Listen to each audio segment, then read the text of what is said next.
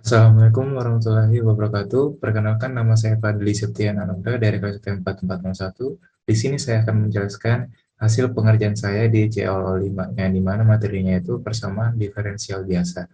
Nah, untuk soalnya, diketahui sebuah rangkaian RL sebagai berikut. Nah, di pertanyaannya untuk nomor 1, temukan nilai arus setiap saat yang mengalir dalam rangkaian tersebut secara analitik untuk kasus ET konstan. Nah, di sini saya menggunakan rumus persamaannya itu dl per dt ditambah r per L dikali I sama dengan E0 per L. Atau juga dl per dt sama dengan E0 dikurang R dikali I per L, di mana E0 itu tegangan, dan R-nya itu hambatan, lalu I-nya itu arus, lalu L-nya itu induksinya. Lalu selanjutnya yaitu nomor 2, berikan nilai R, L, dan E-nya atau konstan. Setiap mahasiswa bisa berbeda. Nah, di sini saya menggunakan nilainya, hambatannya itu sebesar 8 ohm, lalu induksinya 10 Henry, lalu tegangannya sebesar 15 volt. Nah, selanjutnya nomor 3, berdasarkan penentuan nilai pada data 2, hitunglah nilai arus pada T sama dengan 0 menggunakan solusi persamaan pertama menjadi nilai awal untuk pendekatan yang dihitung. Nah, di sini kita memakai persamaan yang dimana IT sama dengan E0 per R dikali 1 dikurang eksponen pangkat min R per L dikali T. Nah, di soal diketahui bahwa waktunya itu T-nya sama dengan 0 detik.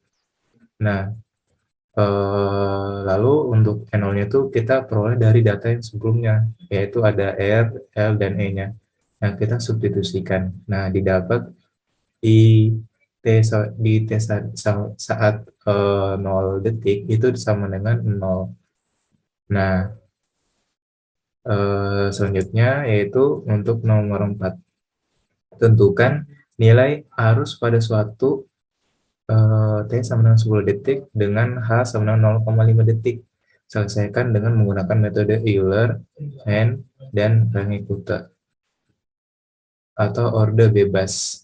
Bandingkan dengan nilai yang dihasilkan oleh solusi dan analitik yang diperoleh dari A. Nah, di sini diketahui bahwa kita mulai dari 0 detik untuk X-nya sebagai X-nya. Lalu untuk Y-nya itu diketahui 0 dari arus pada saat T-nya sama dengan 0. Yang ini. Lalu untuk H-nya tadi diketahui bahwa sama dengan 0,5 detik untuk H-nya. Nah, untuk pertama yaitu metode Euler, di mana persamaan yang digunakan itu YR plus 1 sama dengan YR plus H dikali FXR, YR. Nah, untuk tabel datanya seperti ini, di mana XR itu adalah detiknya, dan YR adalah nilai arusnya. Nilai, maksud saya nilai tegangannya. Nah, nilai arusnya, maksud saya. Di sini untuk contohnya di data pertama itu XR-nya itu 0,5, maksud saya H-nya itu 0,5 ditambah YR-nya 0,0 ditambah H-nya itu 0,5 dikali Fx, YR-nya itu yang 0 juga. Nah, sehingga didapatkan 0,75. Lalu kita draftkan sampai data ke di mana detiknya tuh 10 detik. Nah, setelah itu selanjutnya metode Kyun atau Hand, di mana persamaan yang digunakan itu YR plus 1 sama dengan YR plus H per 2 dikali FXR, YR ditambah FXR plus 1 ditambah YR, YR plus 1.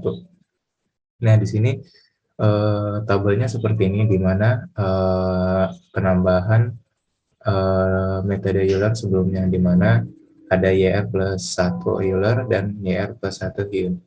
Di sini perbedaannya di YR plus 1 Euler di metode Hyun itu kita menggunakan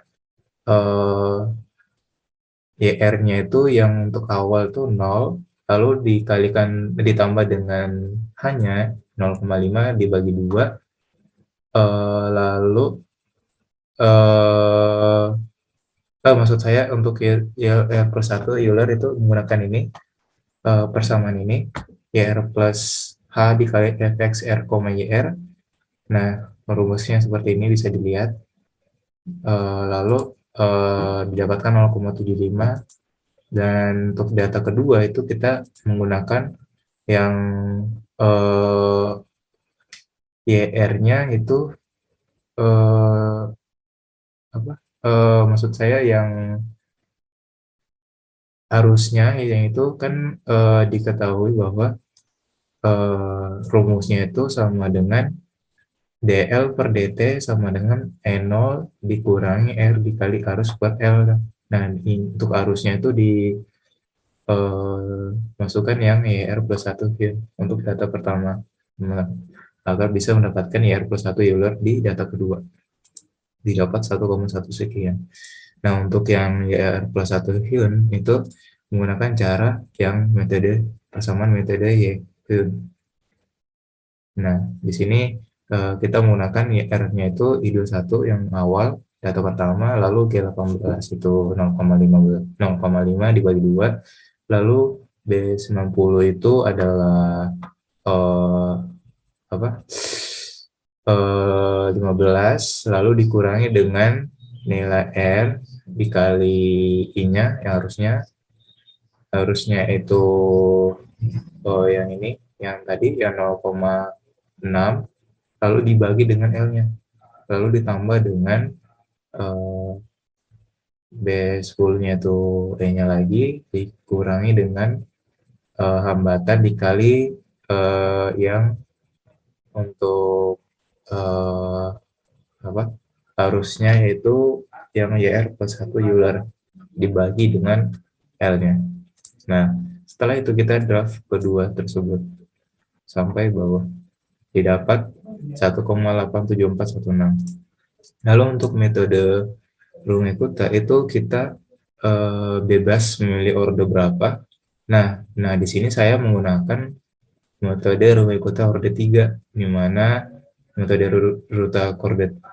Rumekuta orde 3 itu memiliki persamaan di mana YR plus 1-nya itu YR plus 1 tambah 1/6 K1 tambah 4 dikali K2 ditambah K3, di mana K ini didapatkan dengan cara untuk K1 H dikalikan Fx R, YR, K2 sama dengan H dikali Fx R plus 1/2 H, YR plus 1/2 K1, lalu K3-nya H dikali Fx R tambah H, lalu YR kurang K1 ditambah 2 kali K2.